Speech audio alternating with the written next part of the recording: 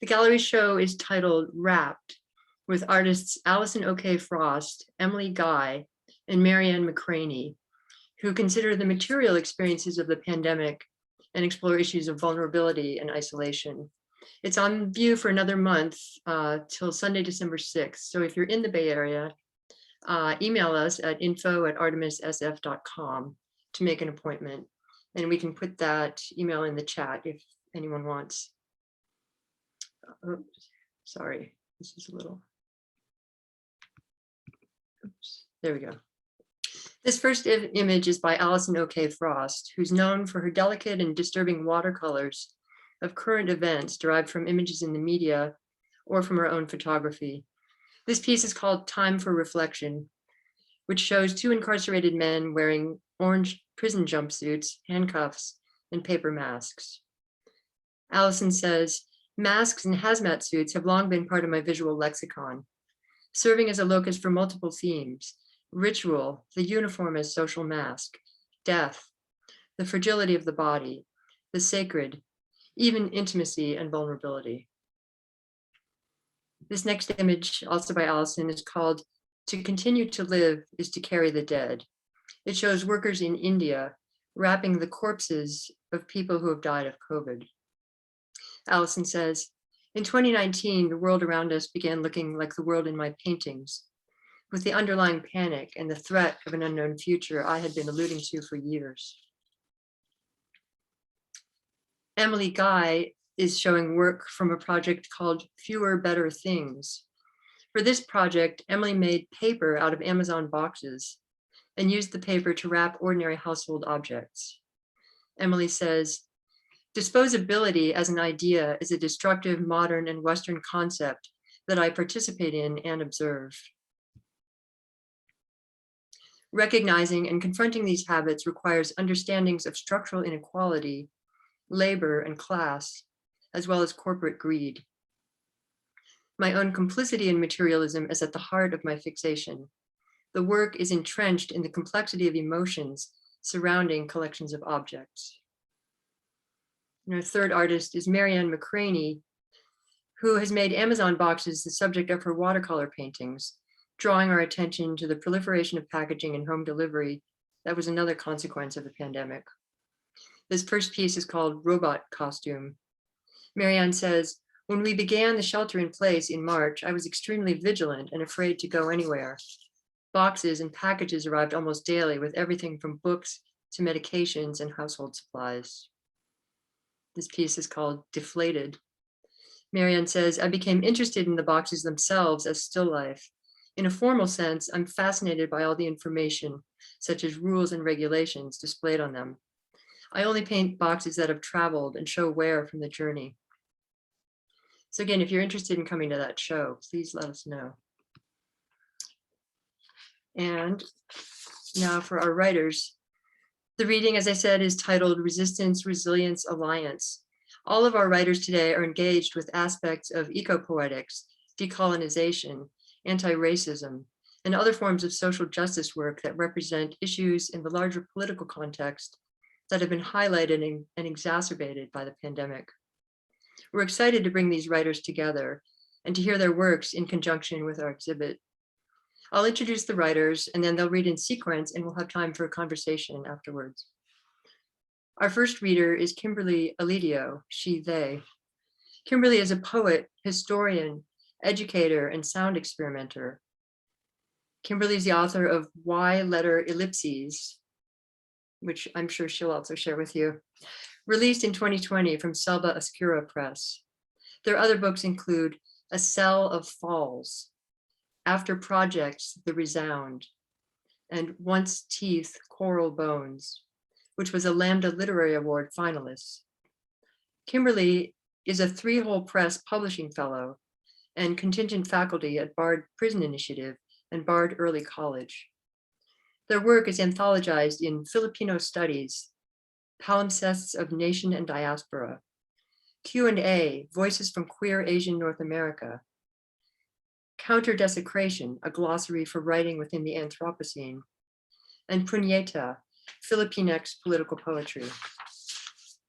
She lives with her partner, the poet Stacy Zymacek, on the unceded lands of the Munsee and Mahiconiac or Mohican people, otherwise known as New York's Upper Hudson Valley. Our second reader is Allison Cobb, she, her. Allison is the author of Plastic, an Autobiography, which came out earlier this year. Sorry, I'm trying to get the light right. Came out earlier this year from Nightboat Books. Allison's other books include Greenwood, After We All Died, and Born Too. Her work has appeared in Best American Poetry, Denver Quarterly, Colorado Review, and many other journals. She was a finalist for the Oregon Book Award and National Poetry Series. Allison has been a resident at Jurassic and Playa, and she's received fellowships from the Oregon Arts Commission, the Regional Arts and Culture Council, and the New York Foundation for the Arts. Allison works for the Environmental Defense Fund and lives in Portland, Oregon.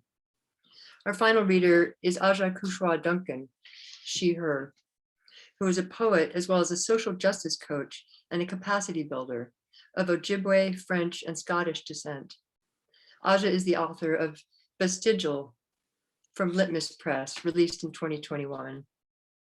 Aja's debut poetry collection, Restless Continent, was selected as one of the best poetry collections of 2016 by Entropy magazine and received the California Book Award for Poetry in 2017.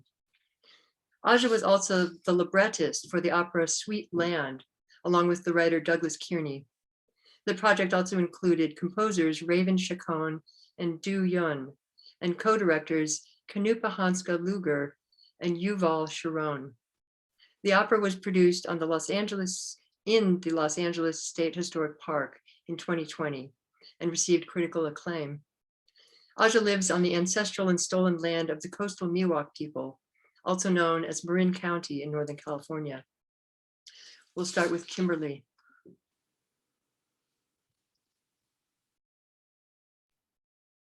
Thank you, Mary.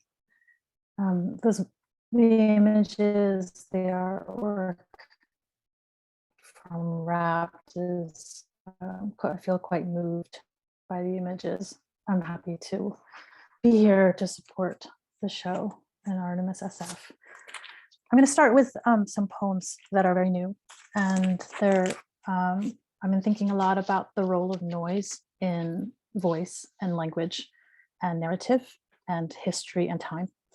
And let's see, some prose versions of the poems I will read and the poem versions of some of the prose I will read have appeared online, Woodland Pattern, Harriet, and Poem a Day. You'll hear some quotations from the poets Juliana Spar, Banu Kapil, the musician Craig Taborn, and the scholar Constance Klassen. I wanted to write a book that was like lying down.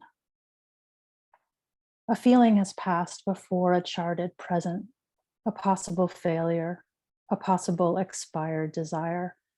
A simile is no longer in force in making meaning of a concrete object. A direct object is possibly imaginary. A sentence wants never to end. A sentence wants never to end is a paraphrase of a sentence that appeared. A myth makes a yoking of the concrete, a simile not in force, a presumed minor literature. Not eliciting a response worthy of catching what goes through me and making of it something I share is an older memory of precocious childhood. What passes through me as I read, I wanted to write a book that was lying down, is a sense of Whitman upended and extinguished, then replaced in repressed anger and polite vengeance. I wanted to read a book that was like a polite vengeance, a replacement of Whitman's body with his opposite, a possibly expired desire. A feeling has passed before a charted present. The sentence reverses the law that a concrete object be knowable and bounded and instead be made relatable by yoking the concrete object to an unknown. Some unknowns are closer to being known. This particular unknown signals the presumed minor literature on raped and violated citizenry. This particular unknown wants to undo knowing, by upending and extinguishing, then replacing in repressed anger and polite vengeance. A response barely stands, a certain observation of an indefinite object, a memory uncertain about a sentence, a body subject to forces not legislated to pass over a same. So the book exists only only to signal a failed book. The sentence exists only to signal an unwritten sentence. What passes through me is a sentence demanding a law, making it unpassable and interminable, a tapeworm, a pinworm, a hookworm, a threadworm, a fluke. And so the body is prone. A fluke, a sentence wants never to end. A threadworm, a hookworm, a pinworm, a tapeworm. A demand for law barring its passage and end. A sentence only to signal an unwritten. The book wants a performance that undoes a presence by upending and extinguishing, etc., etc. A book has passed into a cosmic origin, like a person in an ancient pose, that concretizes the myth of a body like mine, subjected to forces not supposed to pass and legislating a body symbolic of mine be impassable and interminable. Prone, even if seated, to type this, aging, secure.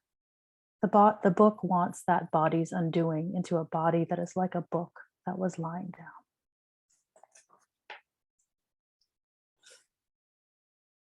Occult docupoesis. Many years ago, I went for a run on the campus where I was employed as a tenure track assistant professor in the history department. I was passing a building which holds an extensive collection of American modernist writers' manuscripts when I slowed to a stop. You will need something you consider a document, something that carries mysteries of meanings and presence, a collection of bureaucratic policy language from your workplace about safety and money in light of the pandemic, or a photograph of a close family member smiling in a way that intrigues. The archive became my excuse to stop trying to jog, or the desire to stop jogging prompted an excuse to visit this archive, which otherwise held nothing useful for my official research specialty. Position this in response to your body reverently.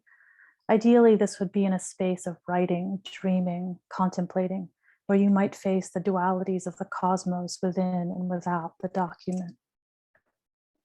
Having access to this archive, as a casual runner casually running by it, and as a tenure track assistant professor of history, was the excuse. The primary duality is you and the document in conversation, conflict, and conspiracy. The word excuse means justification and explanation. It also means release from duty. Consider the document as one panel of a diptych, and whatever you record of your poignant interactions with it forms the diptych's second panel. Was I surprised to find myself seated in front of a video about proper conduct in handling manuscripts and rare books, the unwritten, unspoken rules of dress and ritual cleansing before handling the permanent record? A diptych is a portable object of private devotion. Before that, it was a hinged notebook in which someone like a consular agent wrote, erased, and wrote again. Did I think I could just drop by? Was I released momentarily in my sweaty state, in my running tights, from my obligatory training in the many rituals required of a person to enter an archive?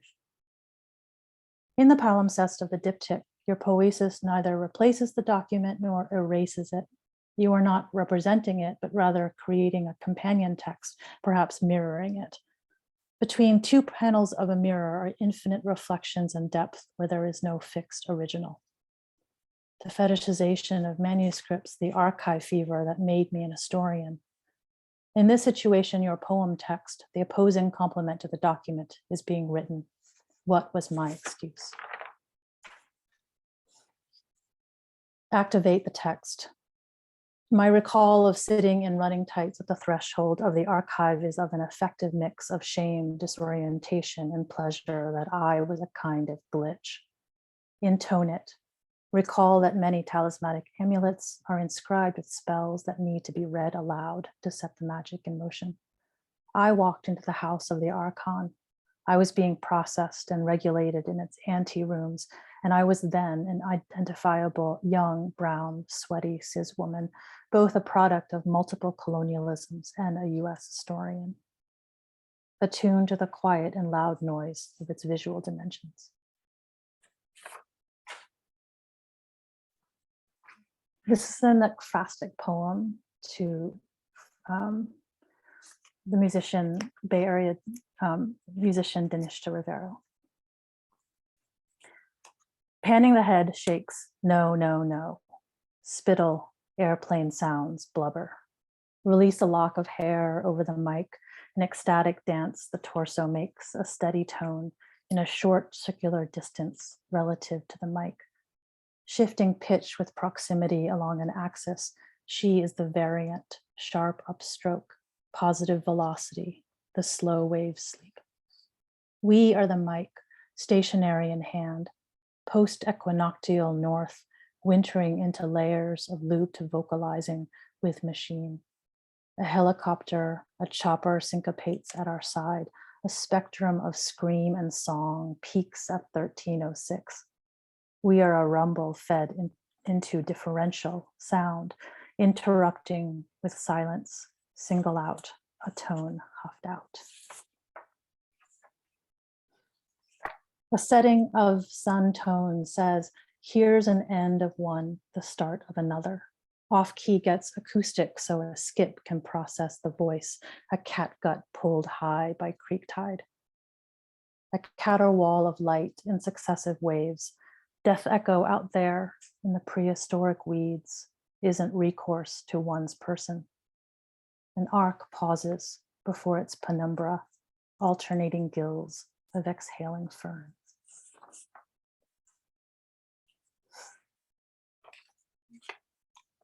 And there are a couple here about making sounds and thinking about my heritage languages that I don't speak at all.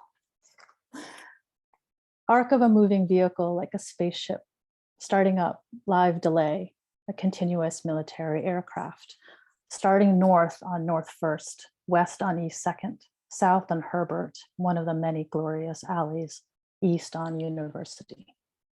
A walk is linear in one sense, circular when return meets departure, still to time and place in memory. Recorded sound walk a few weeks into quarantine, the grief of both. The vertigo of sonic memory suggests you've gone off the map. The passing of one with a name of a month, after the passing of one with a professional pronoun different from the personal.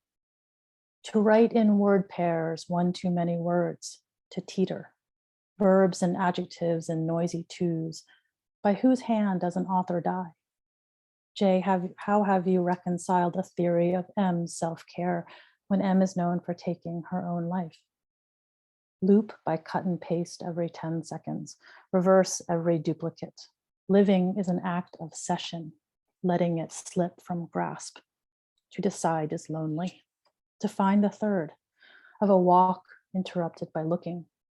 To train the ear only to the time of each decay until the body gives out some industry. Of stations and a train for embarking and disembarking. My native language is noise. I'm looking up bird poems on the internet when I have bookshelves crammed with poetry behind me. They heard about all this cracking and breaking away on the news, and then they began to search over the internet for information on what was going on.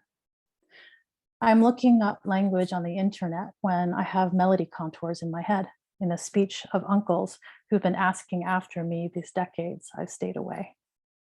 I am proposing new collabs with 44 phonemes in their performances as 250 graphemes. Tiniest units glittering in the proximity and prosody cosmos of a one-sided phone call.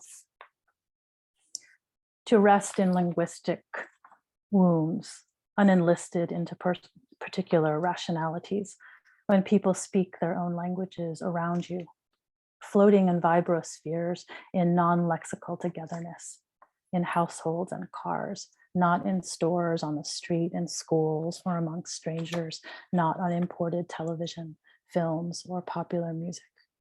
No regular visits to parents' provinces in a country where 120 to 187 languages are spoken. The one for survival exports people.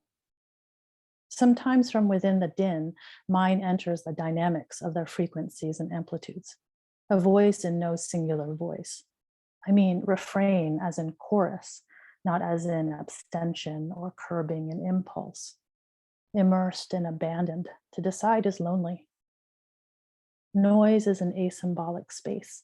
In my work, I try to leave some noise of opening toward mutual autonomy from exchange value. A property relation between speaker and word softens. Diligence to enter the field of noise and employing all of the training of one's ear to be a co-presence. Overhearing as a way of being simultaneously. I'm going to read two more. Perception as orbital journeying. A sensescape, viscera, pulsation, discomforts, panoramic fingering. Just get over mistaking the object as the point, not an impression or arrangement of voices. A Joseph Cornell box. Stressed sources dreaming. Some accounts are particular. Women tortured by uniforms, put through the grinder, till yours inerts an abject sigh. The sensed is just rest, relax. That's just distressing. Anything that materializes steals from counterinsurgency. Before war, ossified into word, rites of pleasure, disciplinary uses of pain. That pull of long death is a sharp attack, long sustained as preserved record. Where Sunday does and does not exist, schooled the same as one in my mind is slow, so it is. Thursday, Friday, Saturday are same in my mind, an emptied ferry to reckoning and slow down, so it is. And I'm gonna finish with the title poem from Why Letter Ellipses. And I do quote a lot, so you'll hear a long block quotation from Amiri Baraka, sprinkled in Bernadette Mayer, Andrea Dworkin, and a line from Pier Paolo Pasolini. So, why letter ellipses? Days lunar, eclipse, sever lines, silver dust, why letter ellipses? Milky wool, steady, preference, veil, down the aggressive bed. Anger, sentiment, coy infant. The anti-fascists beat the fascist in the Second World War, is that correct? Now, for instance, in the Philippines, the Americans took over a Filipino liberation front called, say, the Hooks, to organize them as an anti-fascist guerrilla group. Now, the minute the Japanese were beaten, then the anti-fascists established the same kind of colonial policies in the Philippines that the Japanese would have put in anyway, the same kind. And in fact, it's worse because the Filipinos are much less interested in having a white man tell them what to do than having a Japanese tell them what to do, much less, oh, there are probably all kinds of anti-fascists. But what I'm saying is that fascism has been made obsolete by America. That's what I said before. Fascism, there's no fascism, it's Americanism. America is the blight on the world. How people moved naked, except women with props. I crossed Campbell, slowed eye, screeched arm up to coffee, lips, savored crosswalk, men or horses homed a lost skyline. How Americans streamed except. Subsonic, let everything fall, already crawling. A Sunday in New York at the Dutch, man. Flea rehearsed in Airbnbs near the 110 and Ludlow. Cleaning crews knock, high fee, low pay, then the real thing. Terror, bedroom, neighbor, frats. Know you're homophobe, landlord. I'm home, wish I could say. You must go. Stars interspersed between God and angels, everything glittering and gold. Church was different from home. It had a lofty effect on one's thoughts. Levitating Latin, every trapping was very inspiring. our holy human energy sustain our holy human lives. Color, mandala, flesh, no certainty, no what think happened, moral, no national tradition, no trivia happened, no why, what fools, no adult. Ages 5 to 20, I saw startling looking figures with startling ideas, heads encased in long starch veils, Ursuline capes when it rained looked like wraiths. Our holy human energy telling the necessary lies. I'm not saying there is no fascism, but surely what I know and what I'm seeing at the moment will not inspire me. Stream Free in a university taught me about blossoming in the form of Natasha Kinsky, can't prove harm and good at nothing, a regard kept mannered from life and writing and person. By the very nature demonic, because its goal is power. Always running with great black umbrellas to kill bats, literally hanging in the belfry. Bewild privacy mistaken for being set free. Fire sun rises, crackle desires slate. Empty text of singular purpose. Very soothing. Thank you. Thank you so much, Kimberly. Allison is our next reader. Hi, everybody. Thank you, Kimberly. It's such an honor to get to read with you and with Aja. And thank you, Mary and Rebecca, for having me. I only wish I could see the show in person. It's just astounding and has been inspiring to even look at the works online. So I'm so happy to be part of this. I'm going to read a short excerpt from the preface of this book, Plastic and Autobiography, which just gives a flavor of the project. How's my sound? Give thumbs up. Yeah, okay, good. Thank you. Reading into the void. So this this foreword starts with an epigraph from the writer Rebecca Solman. I wanted to trace the lost patterns that came before the world was broken and find the new ones we could make out of the shards. The thing turned up in a corner of the yard just outside the fence. I found it when I went out to take Quincy for a walk. Curved and black, plastic, 4 feet long, a foot at its widest. I thought at first it was a car bumper. I put it in the grass by the porch. The next morning, it was still there. I sat next to it in the sun and looked closely. It was not the first piece of plastic junk I had sat staring at. For nearly a year, I'd been picking up all the plastic I found on my daily dog walk. I'd been arranging it into patterns, taking photographs. I'd been storing it all up in plastic garbage bags on the back porch. I didn't know exactly why I was doing this. I wanted to understand something. Plastic on the dog walk, plastic on visits to the beach, plastic studding the ground everywhere I looked. I gathered it all up. I am the no and the yes. A line from the poet Hannah Sobelman's first book. It has lived with me for years, sometimes whispering through my mind in its old remembered rhythm. In the poem, Sobelman follows the line with a qualifying phrase. She narrows it, makes it domestic. But I want the raw declaration hanging there on the turn of itself. I am the no and the yes.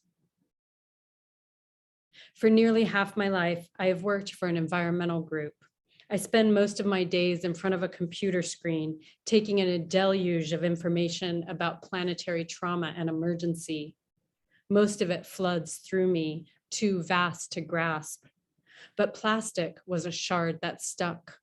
Plastic I could touch, and it could touch me back. I dragged the car part inside the house. Nearly 10 years later, it sits beside me near my desk. I learned this, that the world is not broken, or that it has always been shards, kaleidoscopically interwoven, not one world, many, threaded through one another, like fungus hyphae through soil. World's end, as Catherine Yusof points out, in a billion Black Anthropocenes or none, Some worlds have ended over and over, lives consumed and discarded by individuals woven into systems that give them life and death power. Like settler colonialism, like capitalism, these are systems built by humans, but they exceed individuals. They extend across generations and geographies, planet-scale forces of destruction. Plastic waste stems from this consume and dispose violence. I learned that waste is not an unintended consequence of a miracle new technology. Waste is inherent in plastic production as it accelerated after World War II. In 1945, days before the US military incinerated 2 cities with atomic bombs, a DuPont executive looked forward to the end of the war and the surge of buying that would follow as soldiers returned home and bought houses and cars, washing machines, and refrigerators. The job ahead, he told a group of marketing experts, see to it that Americans are never satisfied. Plastic embodies this infinite desire. Conjured out of gas and oil, the seemingly endless reservoirs of dead plants and animals underlying Earth, plastic transmutes death into eternal life. The word plastic refers not to any specific object, just the quality of a material, that it is capable of taking shape, an endless stream of shapes. Objects formed from plastic ease suffering and save lives, artificial hearts, IV bags, the tube snaking out of a respirator. Plastic makes cars safer, airplanes lighter, and delivers drinking water. The single largest use of plastic, though, is for containing other objects. 40% goes into packaging to be used once and then discarded, driving endless demand for more. Companies work to keep these facts hidden. When the evidence becomes too overwhelming, plastic clogging roadsides, oceans, living bodies, companies shift responsibility onto individuals through things like anti-littering campaigns and ensure that taxpayers and municipalities pay the tab for managing the waste. The lives harmed at every step, human and non-human, drop out of the equation. The same consume and dispose violence threads through me also. It has benefited me my whole life. I grew up the daughter of a nuclear physicist in Los Alamos, the town that built the atomic bombs, which ended some lives in order to save others perceived to have more value. We are woven into the same net, me and bombs and this car part. For a decade, I followed threads that tie us together through airplanes and sailors, the hydrogen bomb, Pacific Islands, the Nazis, and Heidegger. I followed threads through silence, loss, and grief, through the birth of chemistry and the invention of radar, through patriarchy, empire, and chattel slavery. I followed threads through apologies and their failure, through a pandemic and an uprising and living lungs struggling to breathe, through old wounds and new ones, hurt, reverberating, aching to be remembered. This object, a book and its journeys, this broken down car part, its life. This is my no. I have wanted this car part and its entanglements, often ugly ones and painful, to leave me. I have wanted not to have to face in my privilege the terms of its existence. I learned this: there is nowhere to go. The same terms that made this piece of plastic made me, my own body, and each of my breaths. This is also, it must be, my yes. So that's the opening of Plastic. And then I thought I would read a couple of new poems. Plastic, as you heard, is largely prose, although it does have some poetic sections. But these are I've returned to more poems, though they take up some of the same concerns that are in the plastic book. This poem is called Swallow.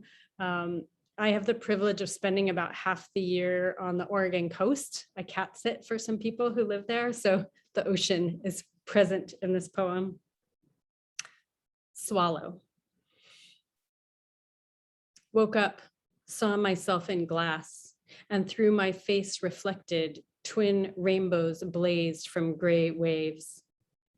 Even the old woman in her sharp wooden house on the cliff, its high corners filled up with death, saw those bows bleeding light to the ageless ocean, bleeding back to us what we had wished to keep off. All our undying trash, the fossil life pressed into shapes of human lust or burned for warmth, a semblance of endless light, or the speed to outrun the dark that wants us to see its face. She looks, the old woman, and looks back to the letters she puzzles all day into boxes, the only work that absorbs her now in the shadow of everything lost, the act of solving more important than meaning. I tell her over cheese and wine, the story of the cow babies, male calves left to starve, never fed on this earth. Only the females have value, kept pregnant and leaking. This cruelty slides inside easily. We look toward twin rainbows stabbing gray water. We force a promise onto this light that it shines back only the face we want to look at, a gaze that swallows the world up and leaves nothing alive outside it. And then this one is called That Soft. So another thing that happened while I was writing the book about plastic is that my mom died after a very brief illness, and this poem takes up that topic. That Soft. Oh, this is dedicated to the poet C.A. Conrad, uses a line from them. The plane falls from the sky. Keep reading. It's soft how it falls, miraculous, all blossomed from the root word for laugh. It is possible, did you know, to pet a bee, she told me. Take me to the body, screamed the nurse. I'm a nurse. It means to suckle at the breast, one who sucks. Just us. It's just us, we said, dazed, having rolled the truck. Shit, said the cowboy, who had also stopped. Some people pay for a ride like that. But still, we have breath, so not bodies yet, possible to nurse. In the house, just us, my dad and I, and the body, my mom, cooling quickly. I touched her with my mouth, felt surprise, which comes from war words, to seize, invade, the cold on my lips where the clock numbers read, said 1 hour before had been possible breath. The nurse waiting out front when I drove up, intact, to warn me how close to that coldness she had slipped. Bless that nurse, bathe her with blessings, who cushioned me into that crash, who suckled me into the body of grief beyond speech, sucked out from the sound of a hungry mouth, source also of the root word sap, that juice that is life, a warmth then. Kiss, said the poet. Don't pet the bee, kiss. Can you, reader, or someone, somebody, really do that? Another word made from the sounds of a mouth, kiss, miraculous, ha, like a laugh. Can the fall, all that falls, be that soft? Thank you. Thank you, Allison. Next is Aja. Hi, wow, amazing work, both of you. Deep gratitude. Okay, my background's going to help because otherwise everyone's looking at the bathroom at this point. I'm going to read from Vestigial, and the cover is actually a diptych, Kimberly. Knowing that you like diptychs, I thought I would share that. Oh, and I just lost my place. All right, all good. And nobody could see anything because I have a virtual background on. All right, get the book and look at the diptych. That's all I can recommend. I'm going to read the opening section, accretion, and then the beginning of the end or the end of the beginning, depending on how you think about it. It begins millions of years ago with algae mats and birophytes. Later, when the water recedes, the earth is stitched with gymnosperms, angiosperms. Grass fills the open expanse. It begins the way all beginnings do. Everything is new, unknown, cellular. The sun spills its full splendor across the landscape. It begins with her opening almost imperceptibly towards the light. It begins with an organism resembling the earthworm. The change is incremental, but over time it grows legs and abdomen, thorax and head. It begins with the Cambrian explosion, the rapid appearance of animal phyla, and the evolution of organisms. It begins with sight, with the development of the compound eye, a patchwork of eyes or ommatidia, which in their multiplicity provide the ability to see in many directions. There are 25,000 ommatidia in the dragonfly, accommodating its swift flight. Intersect. It begins with him, the presencing of a multitude of parts. Compound eyes can assimilate visual changes at a rapid rate, but such hurried processing has its drawbacks. The brain must interpret a composite of different high resolution pictures. It must fuse a moving image. The dragonfly cannot differentiate between an enemy and a mate. It must fly very close to the winged other before what happens next is known. Tap, tap, tap, sex or death. The visual field of humans, of predators, involves large areas of binocular vision. This improves depth perception, makes possible the chase. It begins at night in the dark interior. She can barely make out his face, but his scent is unmistakable. Pheromones. It begins with this, a lusting for. It begins with her arched back, her split abdomen, unleashing waves of pheromones. He flies towards her cascading scent, tracking her location from the miles away by the increasing number of molecules that coat the hair-like olfactory receptors on his antenna. It begins with lust, but mistakes itself for love. She sleeps with his armpit in her mouth, licks the filamentous muskiness. When he leaves, she wraps her face in the cloth of his shirt, sucking his newly mailed scent, juice. Their genetic lines are split by the Western Cordillera, an immense mountain range dividing the continent as a bone-splitting skin. On one side are rivers and valleys, and on the other, a vast open plain. At its northern point, the Cordillera is cold and dark. Between ice caps and glaciers, the earth hibernates. But even here, the temperatures are rising. As the Cordillera warms, it wakes and blossoms with an increasing number of fungi species. The rise in temperature leads to an explosion of insects. Highly mobile, they mate quickly, accelerate their life cycles to match the warming planet. As the earth warms, her mating cycle speeds up. She goes from proestrus to estrus in a single afternoon. He can sense her swelling labia, the oocyte moved along the cilia down her fallopian tube. Let's make a baby, he says, laying her down on the linoleum floor. She opens her mouth, her legs, every orifice rising up to meet him.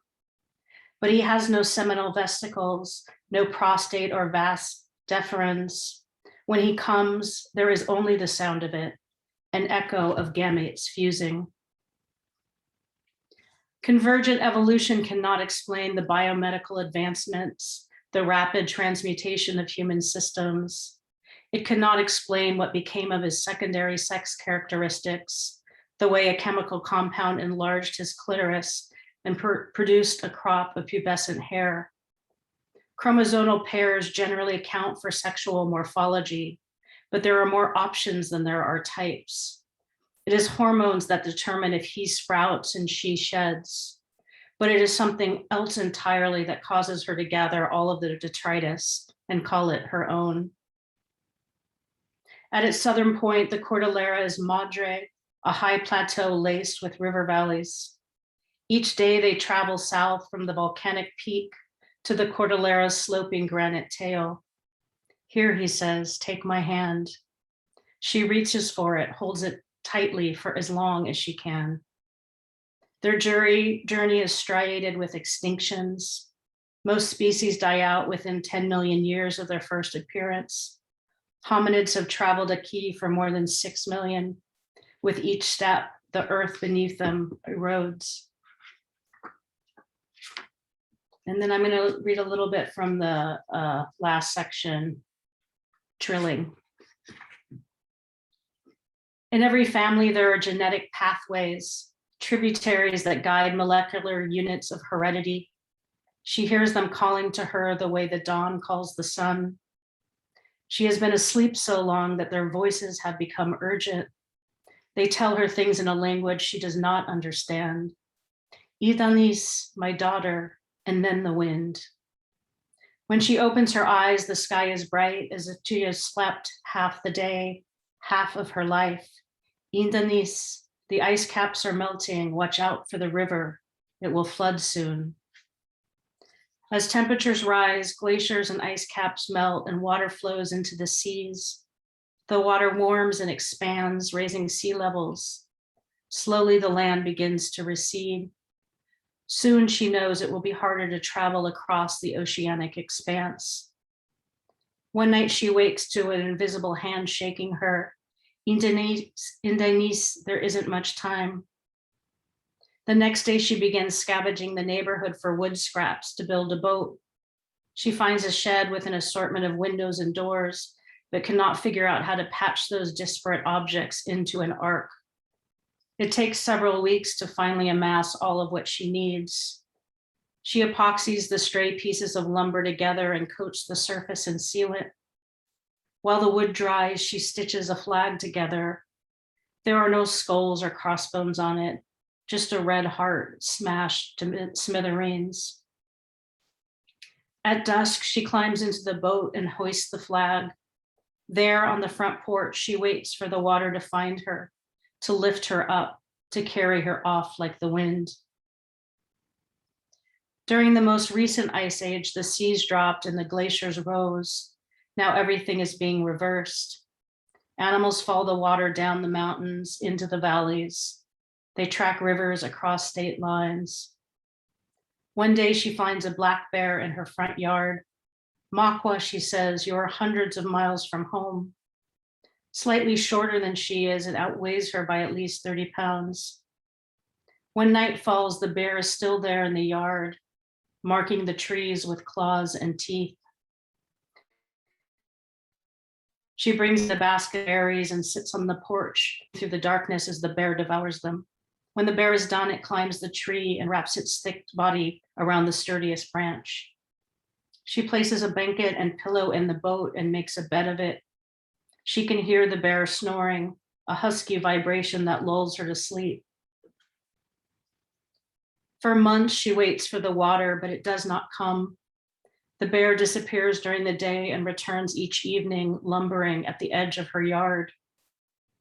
At first, she just brings it berries, but eventually she starts making salads of parsnip, carrots, turnips, and anchovies, and places them in a bucket that she hangs from the lowest branch of the tree. One evening, the bear is waiting for her on the porch. She hands it the bucket and settles into the boat. The bear moves back into the darkness of the yard to dine on the roots and fish. Makwa, she says, speaking into the shadows. When the water comes, I am sailing north towards the Arctic, towards Ursa Minor, Little Bear, and the North Star. There are bears there too, she says, but she doesn't mention they are white and twice Makwa's size. She doesn't mention the land itself is mostly ice. She knows that as everything warms, the molecules are speeding up, causing the ice to shift from a solid to a liquid state. The permafrost is thawing and releasing increasing amounts of methane, further exacerbating polar amplification. At night, she dreams that all of the Earth's bears are living together on an iceberg. Black bears, brown bears, sloth bears, sun bears, polar bears, inhabiting a frozen island in the Arctic Sea. The polar bears are teaching the others how to hunt for seal and fish in the frigid waters surrounding their floating islet of ice. When she wakes, she hears the familiar voice, Idanis, the temperatures are rising. Aki can no longer yoke its weather patterns. Soon they will swing wildly between states of drought and flood. The physiological process, oops, I'm going to skip that part. In a land that is not this land, in a time that is not this time, a key spits out its tongue and the spine of a continent bursts forth. Plants evolve from lakeside algae and spread onto land. Insects dine on the green foliage and eventually take flight. Four-footed vertebrae begin their journey out of the water, although some return to reproduce in the dark liquid's protection. Flowering plants spring forth, as do bees and ants. Songbirds take to the skies. Mammoths swing their long curved tusks, while Homo hominids domesticate dogs and hunt the Earth's verdant expanse. In a land that is not this land, in a story that is not this story, she waits in the tree while the water fills her yard, her house, carries away all of her possessions. The bear is resting on an adjacent limb, breathing heavily beside her. The boat floats idly nearby. In a land that is not this land, in a time that is not this time, the woman who came before her, the one who learned to love by firelight, harvests verbena and yellow dock, which she uses to make a paste to coat her pregnant belly. When the man returns to the cave, he finds the woman naked, her skin covered in ash and mud. The man is afraid to touch her, but the woman guides his hand into the darkest, wettest recesses of her body. When the man withdraws it, his fingers are coated in sticky red blood. The baby is coming, the woman says. And so it does. Thank you. Thank you, Aja. Thank you, all three of you writers. I've been reading your work in the last few weeks, and it's so wonderful to hear it in your voice, in your voices. We have time for some conversation if everyone wants to stick around. I'm interested in what you might have to ask each other, what any of the audience members want to chime in with. I'll just start by saying I named this reading Resistance, Resilience, Alliance. It seemed like an umbrella term to pull a lot of what's happening in your work together. I wonder if those words resonate with you, if there's other words you would use instead as a sort of entree into what your projects are about.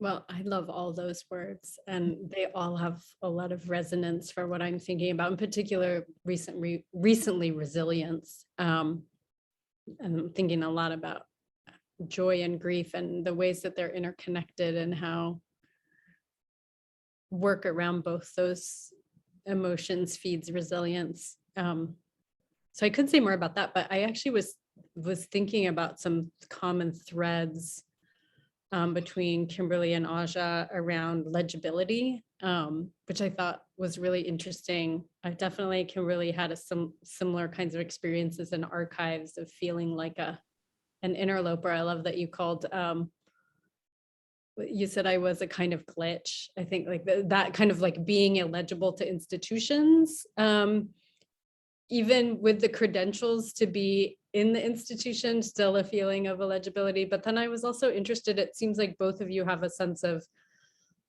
being illegible to your ancestors or your ancestors being illegible to you. I just thought that might be something you could talk about.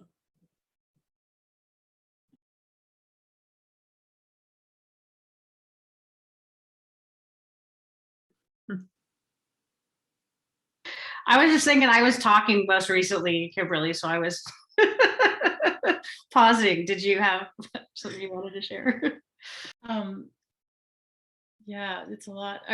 I also really, I mean, first I want to say to Mary, thank you for bringing us together. It's really an honor for me. I think those words are really beautiful together. I mean, the most obvious reason is because the sound of them.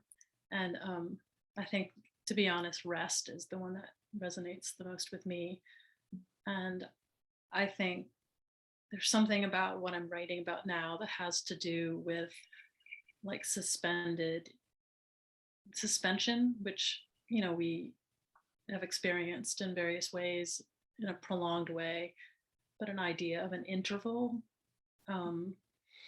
or a kind of like stationing that I think I talk about, like where you sort of stop, and it might be like to embark or disembark, as I also say, but also maybe a time of accounting, or I think it's stationing is also like a holy place, like Stations of the Cross. So it might just be, and I don't think that's the same as stillness, but because it's just like different kinds of minute movements that you become really aware of.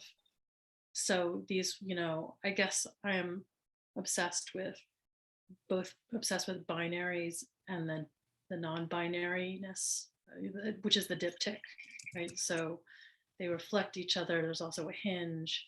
You know, it's really not just those two panels. So that's just like somewhere in there, I guess, is a redefinition of resilience, in just that we talk in binaries, but we don't live in them and we don't mean them, but they're kind of a shorthand, but they're kind of helpful. It's just like, you know, that kind of thing. Yeah, the legibility, I mean, I think it's just like how, you know, similar to that, just if you think about words and all of their embodiment, that there's a lot of connection, even if there isn't really legibility. And so I'm not really sure what else. I think I've forgotten something, but I think now Aja can now pick up something. Thank you. Oh no, yeah, I'm going a lot of different places with the legibility question. I will take it on a left curve. I'll tangent the legibility. One of the things that's interesting to me about this book coming out now is I wrote it like 10 years ago. You know, and obviously you like go back and keep rewriting it, but like there was a point where I was like, actually, this book is no longer relevant because it's understanding, presencing, and legibility of the climate crisis is like out of step with, actually, you know, it was vaguely prophetic at the time relative to my day-to-day lived experience, not to other places in the world on the planet. So that's an issue of legibility, like what was legible to me, and what has much less weight now, right? The words themselves have much less weight because of our shared understanding. I think it's really interesting. I mean, I you know, of the various conversations I've had, people with mixed heritages, you know, there is something that I experience sort of shared. It's both, it troubles the notion that we are one thing, which is an important notion to trouble, back to your comment about like the binaries. And, you know, there's a lived experience around that troubling. And so I would say making myself legible is probably why I write, and making the world a place in which my legibility can exist, you know, probably is part of that impulse. Yeah, and like I'm really trying to undo resistance. I was a very adversarial character for most of my life, and I can still be a little rough, and I don't want to be in resistance to anything because that just perpetuates it forever. So I'm working on another state of being that that will lean towards, you know, the world I want to live in and the way I want to be with all sentience. So that's all I can think of to say. I don't know. Back to you, Mary, or anybody else, if anyone else has questions or comments or suggestions or ways of, or we could redecorate our room since we're looking at them with each other. Yeah, everybody online, feel free to jump in. I guess, I'm sorry. Anyone gonna? Yeah, sure.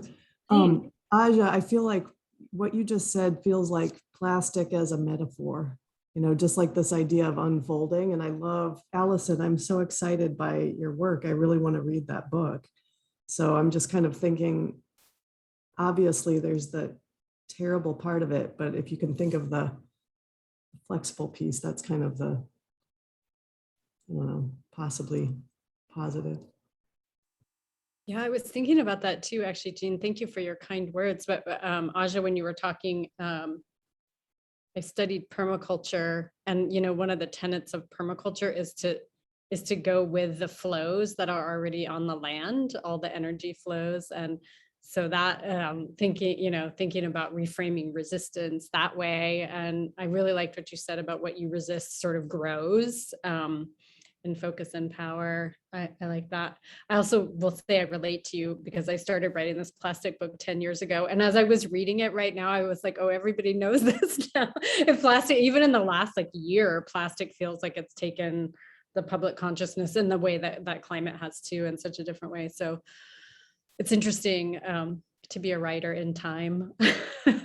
But speaking about type, I loved, Aja, your technique of going in deep time, and that just the kind of flipping from like an intimate individual time to this sort of deep geological time is a really beautiful technique. I feel like another strong connection between all of you, all of the works that you've read today, is the idea of archive, different relationships to the archive. We've already talked about that a bit, and to etymology and sort of the archive of language, and how do you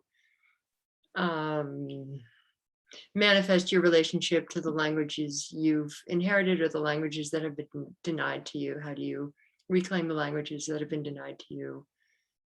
Or re-enliven a language that's been given to you in a way that isn't, that doesn't recognize you, that doesn't allow you to be legible. So those are interesting jumping off points.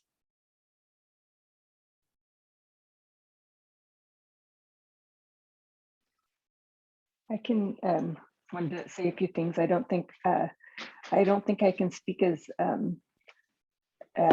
eloquently as I would like to merge what everything that the three of you brought in your writing today. I think absorbing the imagery from one to the next just kind of leaves me with wanting to reread, and kind of like more slowly digest everything you were saying. I think sometimes I also can think that certain themes are just so much more well known than they were in the past, like when you're talking about plastics or knowing what the qualities of them are. But I think it's less than we realize.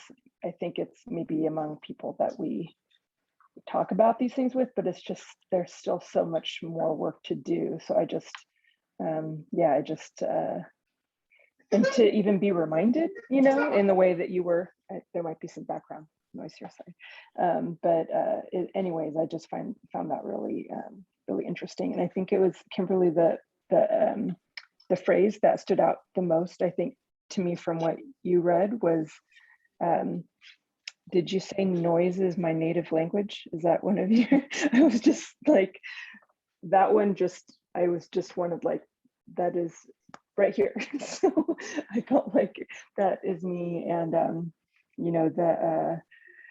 the sensation of being a part of different cultures is also really something I experience daily, just not only from my own life, but just what I've married into and trying to figure that out. So anyways, the physicalness of what you were all sharing, and then the themes that you brought in. See, I'm not really speaking as clearly as I want, but anyways, thank you. I really enjoyed it. It was very vivid for me. So thank you so much.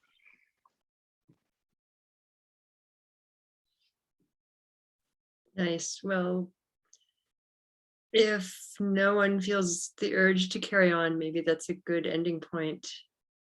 Noise as a native language, as a generative and legible making way to go forward. I just had one thought related to that, Maritza. Thank you so much for your words. And I took the noise, this native language right in here too, but I also loved I loved what you said also about going more slowly, kind of about you wanting to, and I was connecting that with what Kimberly was saying about, you know, interval rest, a place to just really slow down and really take in and notice the minutia. And I feel like that is such a radical act in our culture right now. I love that. And I feel like maybe, hopefully we can all find space and permission for that. Yeah. I agree. I want to thank you all. It was really Yeah. Thanks, Mary. So much, readers. Miss Aja's resource in the chat too. Yeah, just, you know, like the land acknowledgements, it's like a lovely gesture. And there's, you know, like a rematriation and land back project that's like even better than words. And it seems silly to be a writer to say even better than words. So especially for folks in the Bay Area, thought I would share that. Thanks for lifting it up, Allison. Thank you. Well, thanks again for your time and your work, writers, and thanks everyone for coming. Hope to see you in real space sometime soon. Mhm. Thank you. Yes, good night. oh. Bye. Oh, thank you. Bye-bye. Bye.